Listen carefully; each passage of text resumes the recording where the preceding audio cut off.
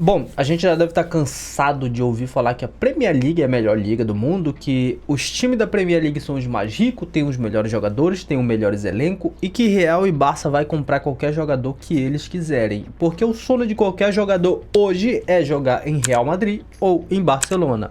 A gente vai ter Bayern de Munique, que é o suprassumo do futebol alemão, que consegue comprar jogador porque ele tem tradição, tamanho, ele é um espelho também dentro da Europa. E tem dinheiro, né, cara? Você tem dinheiro, você consegue fazer muitas coisas e estar jogando como um grande clube na Europa. A gente vai ter também, beirando ali, o PSG, que tem muito dinheiro e agora tá criando uma tradição, tá criando uma casca. A gente acaba se esquecendo de uma liga, a Liga Italiana. A Liga Italiana que há muitos anos atrás, por volta de 15 anos atrás, 20 anos atrás, era assim a melhor liga do mundo.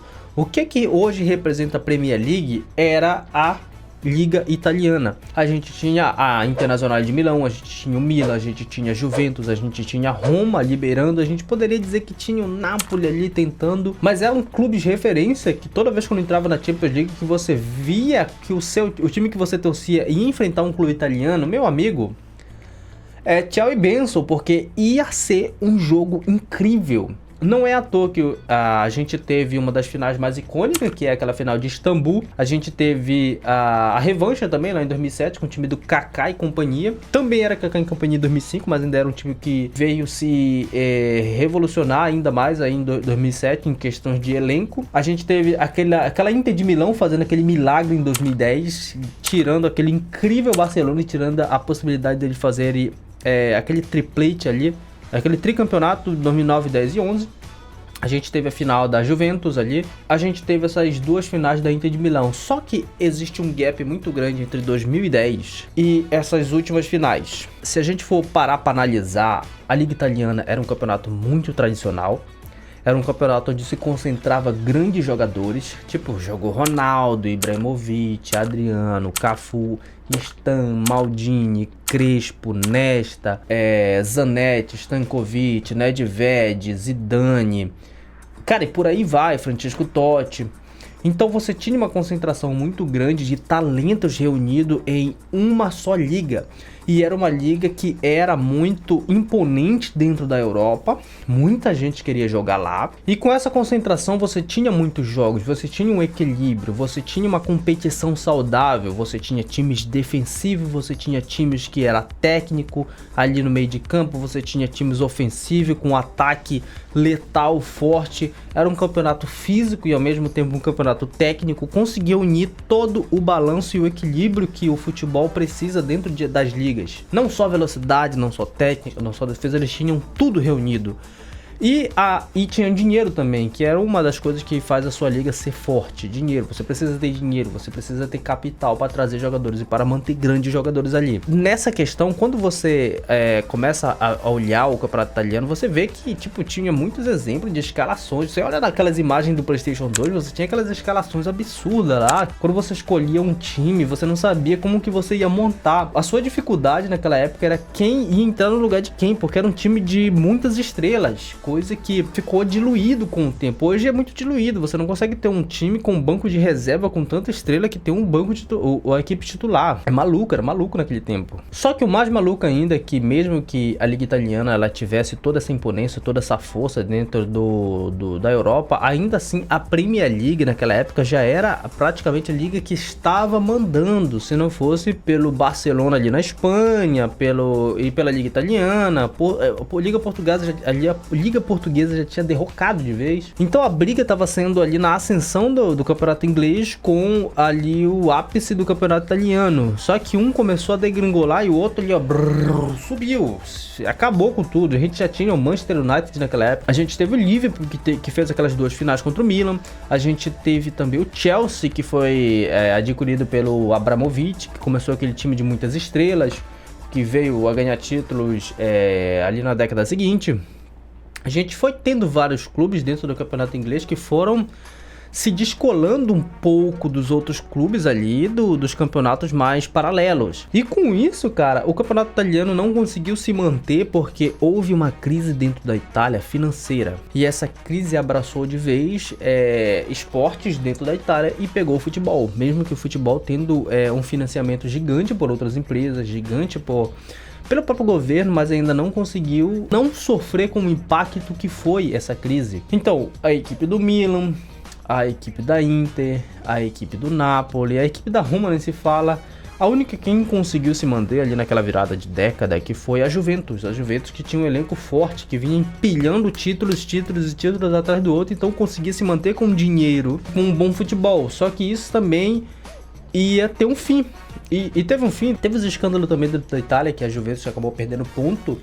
E acabou que nunca conseguiu se recuperar de vez, mesmo com dinheiro, mesmo trazendo jogadores, mesmo formando bons jogadores, não conseguiu mais ganhar sequer títulos dentro da própria Itália, títulos relevantes. A Inter conseguiu se recuperar, não é à toa que fez as duas finais ali, uma contra o City e outra que foi humilhado pro PSG, mas ainda assim fez um ótimo campeonato, tanto italiano que, se eu não me engano, foi o Napoli que levou aquele título daquela vez, mas dentro da Liga dos Campeões ele conseguiu fazer uma Liga dos Campeões muito bonita, cara, muito satisfatória. Fez bons jogos, fez aquele jogo incrível contra o Barcelona, tanto na ida quanto na volta, mas deixou a desejar na final. Aconteceu aquilo que aconteceu.